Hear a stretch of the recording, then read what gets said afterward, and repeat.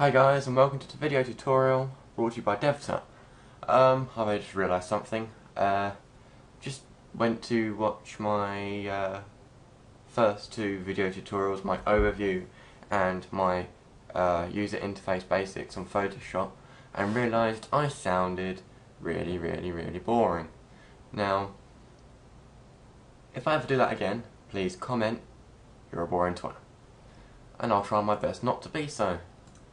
So this video tutorial is going to be about all the different tools down the side here and all these different windows here. This video may have to be split in two as I can only have 15 minutes, which sucks. So let's better get on with it. The first one you'll come to is the Move tool. If you hover over, you can see the shortcut on the keyboard is V. This basically selects anything on the current layer you are on. Obviously, if you don't have anything on the layer or the layer is locked, it will say you could not complete the request because the layer is locked, obviously. So that's pretty much it for that one. That's not very exciting. The one below it is the marquee selection tool. This is a selection tool that's a marquee, that's a rectangle. If you click and hold down on the icon, you get different options. You can have an elliptical marquee, single row or single column. They're pretty much self-explanatory. Ellipse, single row, single column. Wow, amazing. One below that is the lasso tool. Draw out a lasso. Bang, you've got a selection. Draw it out with your left mouse click. Let go when you finish drawing. You can draw whatever shape you like, doesn't have to be a circle. You could be adventurous, DevTut, whoa, yeah. Polygon lasso. It's a polygon, but it's a lasso. So you create points by clicking, and you basically create a custom selection that consists of straight lines. Oh ho exciting. This is the magnetic lasso tool. This will sort of latch on to any sort of corners or anything it'll pick up on. As it's a white screen, it's not going to pick up on a lot of corners. So I'll probably have to demonstrate that one in a later video tutorial. The one below that is the old magic wand. I'm sure you're all probably familiar with with the magic wand. It's magical, it selects stuff. The next one is the quick selection. This is also magical. It's for selecting quick bits. As you can tell, can be very handy. The one below that is the crop tool. We're all familiar with the crop tool, crop, selection. Although most programs don't actually get to modify the crop. This one you do before you crop it. There you go, cropped, bang. One below that is the slice tool. Create slices, partitions it up into squares, bits and pieces. With that you can create certain selections that will snap. Quite cool, but I don't want that because how do I get rid of it? Oh dear, I can't get rid of it.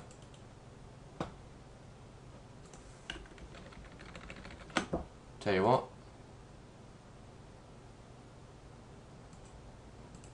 fuck it, you'll have to live with it.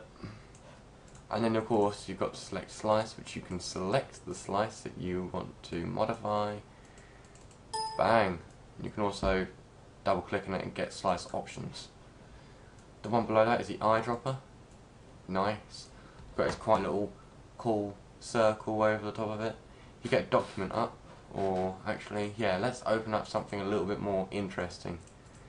This is for a channel that I was making earlier.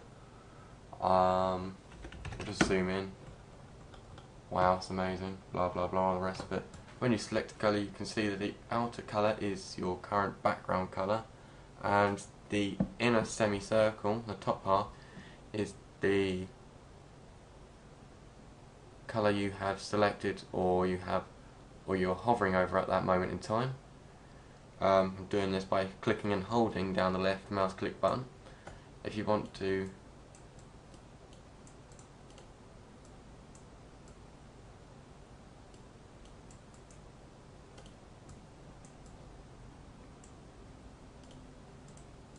I'm not quite sure what I'm doing here.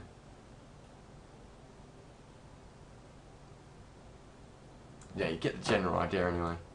The one below that is the colour sampler. This gives you all the information about the different colour. And you can have a selection of up to 4 colours, 1, 2, 3, 4. This gives you the RGB values, and it also gives you some values of where the point is as well. And the top one is your current selection. You can only have up to 4 samples, so nice. Get rid of that panel, clear all the things, these samples. The ruler tool, this is for creating and straightening the image, except from, oh dear, undo crop, step backwards, oh yeah. So, the note tool, you click, you get a note panel, you type in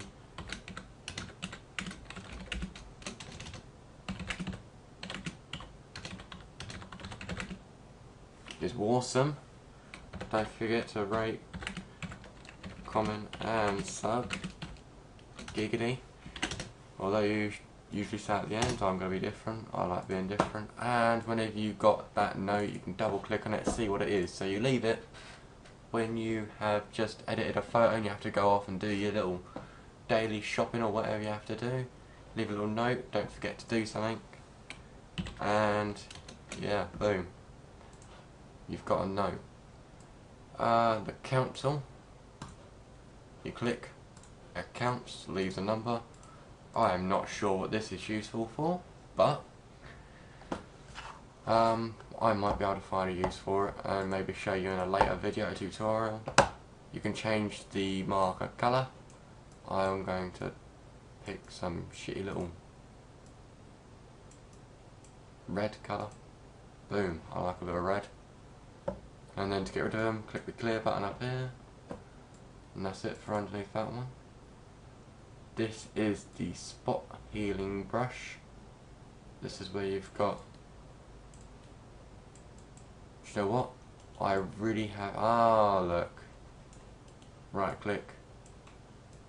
Heal. Heal.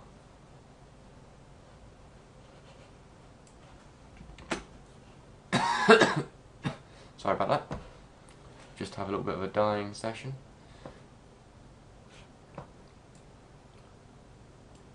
Healing brush tool.